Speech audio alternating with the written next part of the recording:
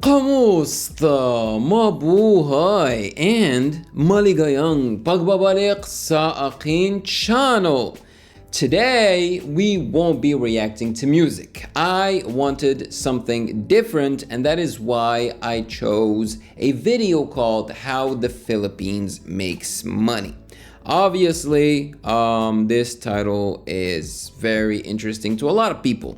I don't know if you guys have been kind of studying the internet and YouTube or other social media platforms, but every time there is a video or an article that mentions money, this is how I made $1,000.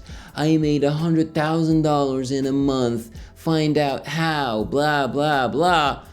People are fascinated by money, and they will definitely click on that, okay?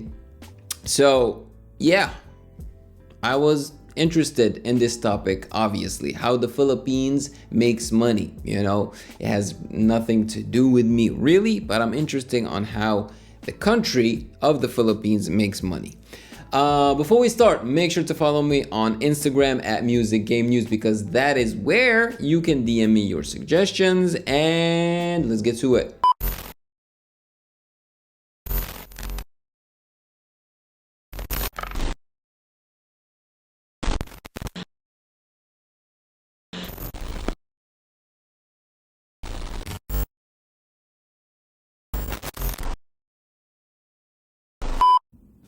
The government of the Philippines is a body that governs the entire country. It is the one that chooses which sector will grow the most, and also the one who chooses if a sector even needs to exist. These sectors are seen in various situations. It could be related to education, healthcare, and military funding. But for the government of the Philippines to function, it needs to make money.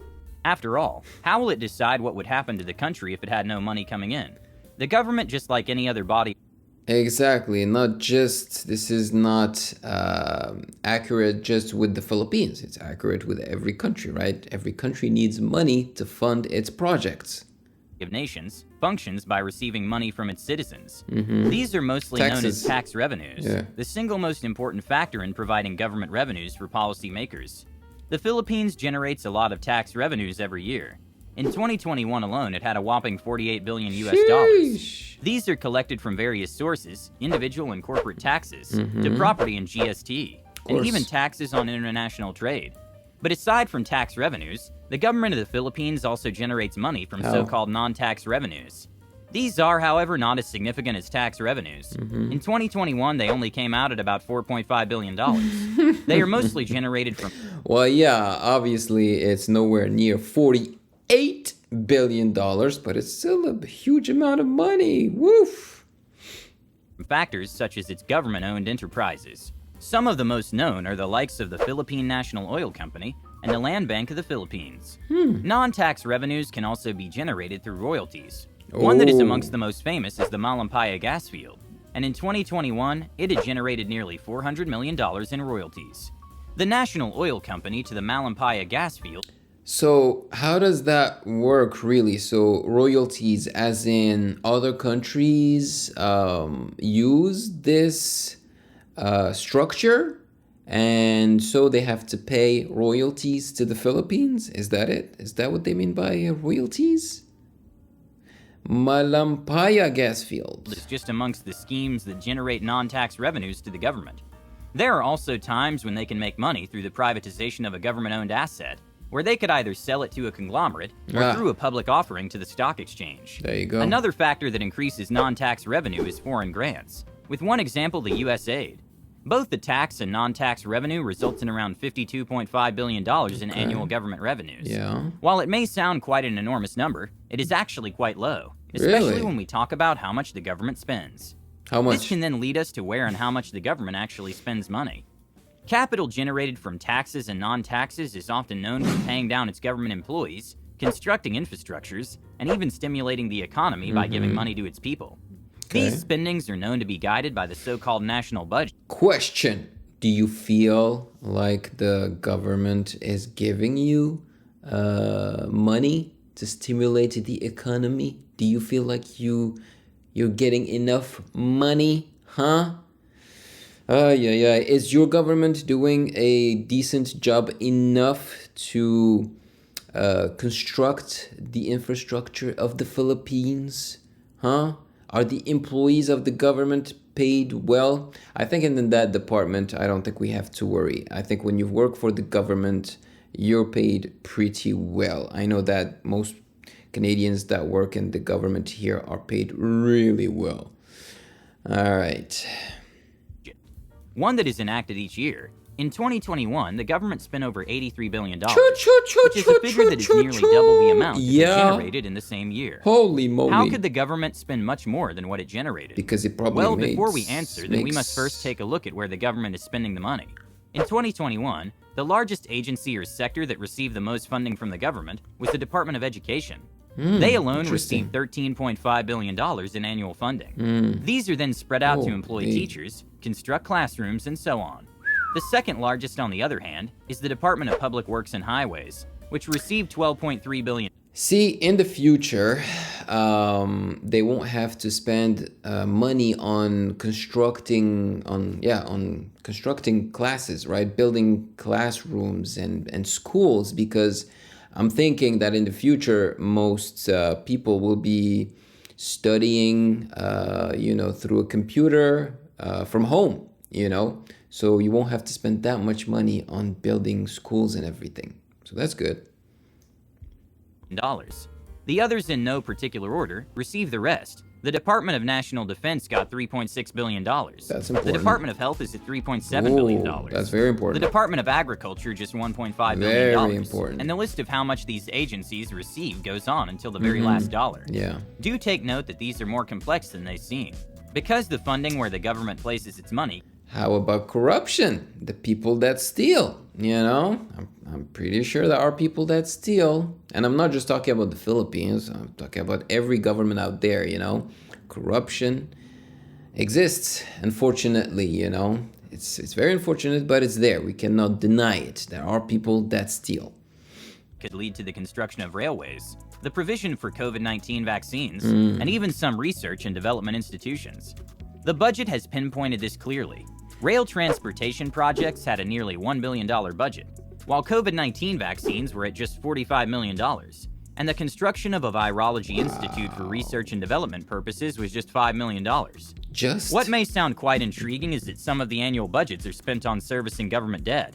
In 2021, out of the total $83 billion that it spent, nearly $10 billion was actually used to pay down the country's debt. Quite a figure, since that same $10 billion would be better off spent on stimulating the economy through various instruments. Now the government is running on a deficit. As we've said earlier, how can the government afford this excessive spending? What are the implications that this could bring? Well, the first that we must mention is that this budget deficit is actually normal. It is applied in many countries and even at companies. In fact, the Philippines has been running on a deficit consistently since 1998. Not a year had it earned more than it had spent. This deficit then leads the government to borrow money, which is one of the reasons why the debt... But yeah, I'm not that surprised because a lot of countries run this way. I mean, I believe the US is the top #1 country that owes the most, right? Like they are tremendously in debt, I think. And it doesn't, I don't know, like... The world does not think that that's a big deal. I hate the fact that the world works this way, that to be in debt is okay. I remember with my ex, she would live in debt and she was kind of fine with it. And I hated it. I always refused to live in debt and I always refused to have a credit card because the principle of a credit card is to put you in debt, You borrow money that you don't have from the bank. Here, use our money and then repay us later. And if you don't, we're going to charge you interest. So basically, you're going to give us more than what you borrowed.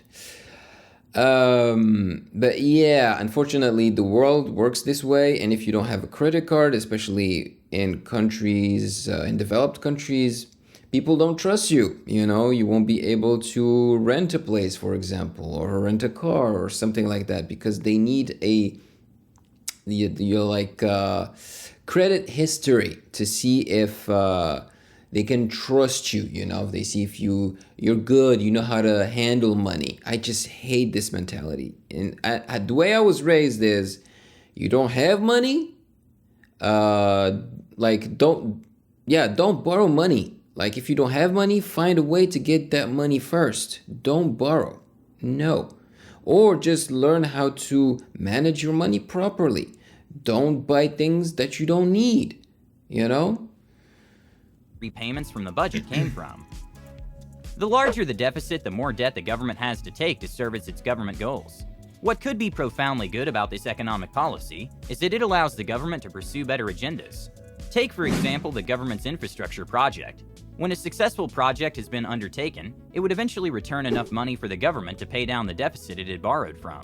Yeah, but how many of them are successful? Debt is more than likely planned to earn enough to service the initial debt. It could do so by earning money from the operations of the railway, or it could lead to higher tax revenues from better productivity. The budget given to the Department of Education is one of the most crucial in developing the Philippines. A high budget for this department would ensure education is provisioned throughout its population, which would result in the country entering high-value industries, such as manufacturing, which would then lead to a stronger influx of foreign investments in the future, along with an increase of productivity, which would greatly affect tax revenues. Although the investment into education is not always the best thing a government may do, since many countries around the world have been quite successful without doing the same. But for the Philippines, a country with a growing population, it might be the best idea for now. And this is not to say that everything will always go to plan. If the government fails to properly... The Philippines, a country with a growing population. Stop making babies, especially if you don't have the means to take care of them. Like, I know it's a cultural thing, I grew up in a country where we have the same mentality, I come from a very big family. When I say that, I don't mean my siblings, because I have only one sibling, which is great. But like my aunt and uncles, I have so many of them, so I can relate. But if you are logical, you would not make babies unless you can take care of them. I feel it is selfish to make children and not being able to take care of them.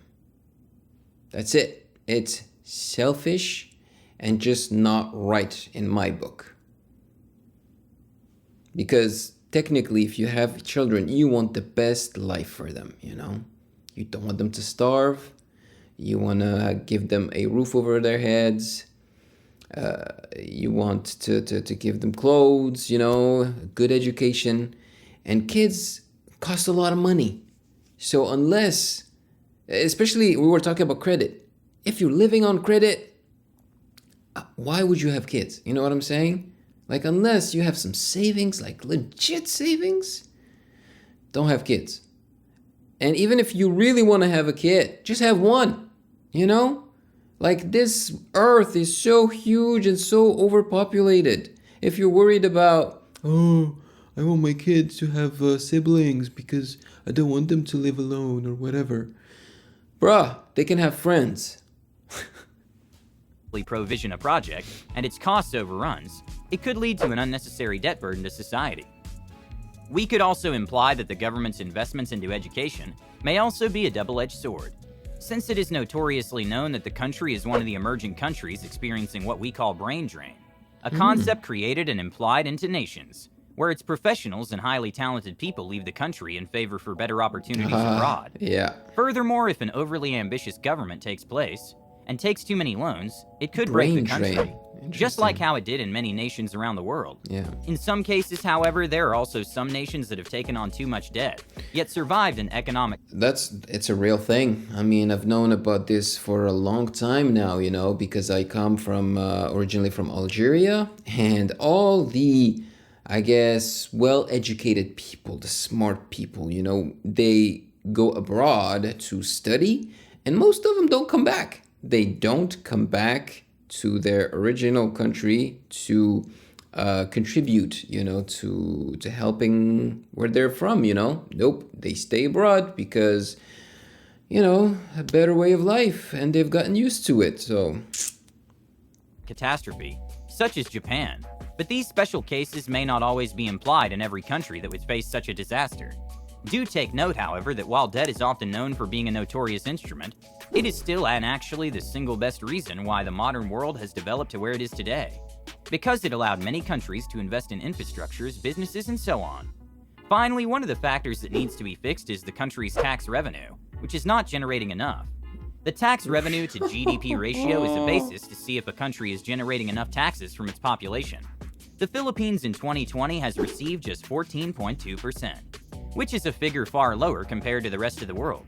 Its Southeast Asian counterparts, such as Vietnam, stand at a tax revenue to GDP of 18.6%, Thailand at 17.6%, and the best developed nations from Europe are upwards of about 40%. Oh, yeah. That's not to say that the Philippines is very much lagging in its tax revenues. They're actually higher than Malaysia, Indonesia, and Singapore in the region. This might, however, be due to Malaysia and Singapore's having lesser tax implementations in them, whereas Malaysia does not even have its own value-added tax, and Singapore with... For example, here in Quebec, Canada, man, imagine if you make $100,000 a year, guess how much you're gonna pay in taxes? 50% of what you make. $50,000 goes to the government. It's ridiculously high. My God. very low taxes. Further, there are also many countries with special circumstances. Oil-rich countries do not need to rely on tax revenues, as they gather enough money from their exports. Yep. This, however, does not seem to... Yep, that's the case of, Saudi Arabia and all that, I'm guessing. But I know for Algeria, for example, I know that the population does not pay that much in taxes because we rely heavily and way too much on gas. We have a lot of gas in our desert, Sahara Desert. So we export that heavily. But I'm very worried for my country because I'm like, when the day comes that gas, natural gas runs out, what are we gonna do? Seriously. Apply to the Philippines. Hence, it must turn to improve its tax revenues. This is done by closing down loopholes for tax evasion. Aha. While a controversial Corruption. topic, it has been found to be a big issue in numerous ways throughout the archipelago nation. But it could also be through, as we have mentioned, increasing productivity and improving businesses and national infrastructures. Finally, government revenues and expenses are also steadily growing every year. This is a result of the economic growth it experiences. More tax revenues and more need to service its country. By the end of 2022, total revenues are slated to be 3 trillion pesos, or $53 billion, much the same as last year. Yeah. But taxes and spending are just projections and are not always right. But even after generating this amount of money, government revenues are still far short of how much they got in 2019. Where it had received 3.1 trillion pesos, which may imply that the country is still trying to catch up from the COVID-19 economic crisis in 2020. Yeah. Moreover, the details we have discussed are from 2021 figures, while the government is still not generating enough money. Its budget for 2022 and the coming years is going to rise higher. If the government revenues do not pick up, it would force the government to raise money via loans. But anyway, these are just some opinions, and do not dictate how the economy of the Philippines should work. But do let us know what you think. Thanks for watching. I felt like I was in class at school, just learning something, and it feels good from time to time. I like learning, but I enjoy learning when I decide to learn and when I decide what I want to learn, It keeps your mind sharp when you learn. So I've learned something with this video. I hope you did as well. Let me know in the comment section below if you agree with what they say. Are you hopeful for the future of the Philippines? Do you think that your new president, Bongbong Marcos, will be able to, fix things in the Philippines, hopefully? Make things slightly better, Maraming salamat po. Thank you so much for joining me. And if you have gotten value out of this video, then do not hesitate to check out my other reaction videos right here.